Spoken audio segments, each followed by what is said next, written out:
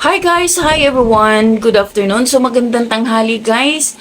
Alam ko marami ngayon busy. Nasa dagat, banding sa family, lunch outside, di ba?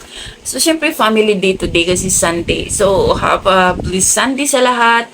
At ito lang, ginawan ko to siya ng content guys. Gusto kong ma-aware din yung alam mo yung mga baguhan na kagaya ko dito sa mundo ni Mita na alam kong marami tayong hindi alam. Ito siya guys, may kaibigan ako na na-block yung kanyang account. Sayang. At tinanong ko siya kung ano ba yung na-post mo, ano yung baka may na-share ka.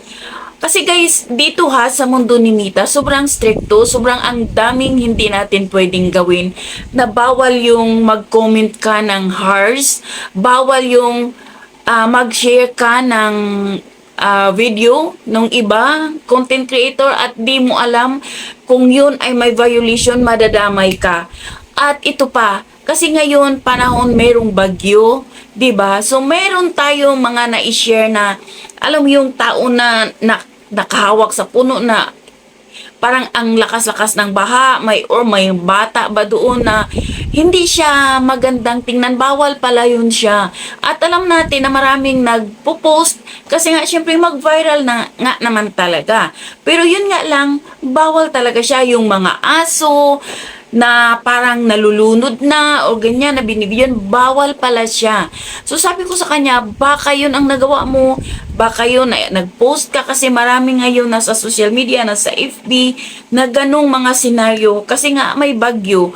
At alam natin, viral siya, pero ang problema is affected yung ating account. So ngayon, ang sa kanya, meron siyang na-block na nga, meron pa parang restricted pa siya ng 1 taon. Kasi meron siyang na-post pero hindi niya alam.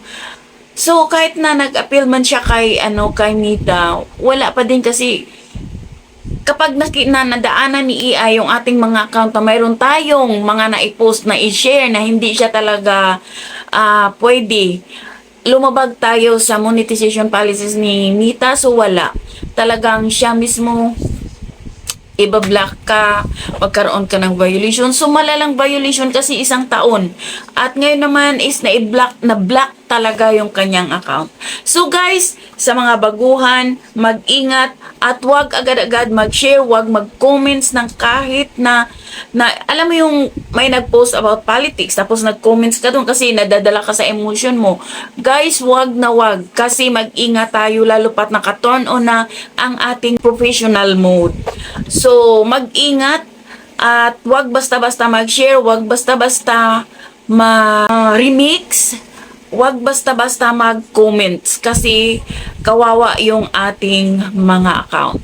So, yun lang guys. Thank you for watching. Sana sa mga baguhan, meron kayong natutunan. At God bless everyone. Bye!